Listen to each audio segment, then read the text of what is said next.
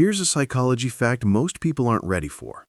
The quieter someone is in a room, the louder their mind might be working. If you're highly intelligent, you've probably noticed something strange. You can solve complex problems, understand people deeply, see patterns others miss, but when it comes to your own emotions, you go silent. You don't ask for help, you don't share what's really going on, and from the outside, people think you have it all figured out. But psychology suggests something completely different is happening. Once you understand this, your silence will finally make sense. It's called internal locus of evaluation. Basically, highly intelligent people rely on their own judgment more than external validation. You solve your own problems, you figure things out alone, and over time, your brain gets wired to believe asking for help equals weakness, even when you're drowning. But here's where it gets deeper.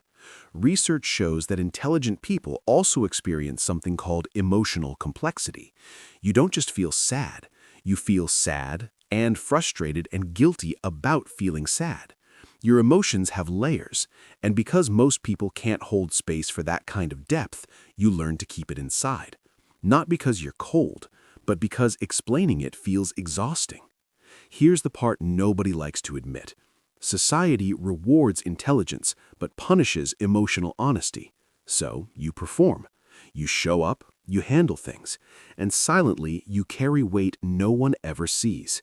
You're not broken. You're not emotionally unavailable. You're protecting yourself in a world that misunderstands depth.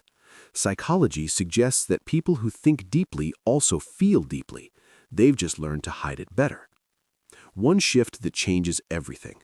Start treating your emotional struggle the same way you treat intellectual problems. You wouldn't ignore a puzzle you couldn't solve. Don't ignore emotions you can't process alone. Real intelligence isn't just solving problems, it's knowing when to let someone in. If you enjoy understanding how the mind works, subscribe to Next Level Mind.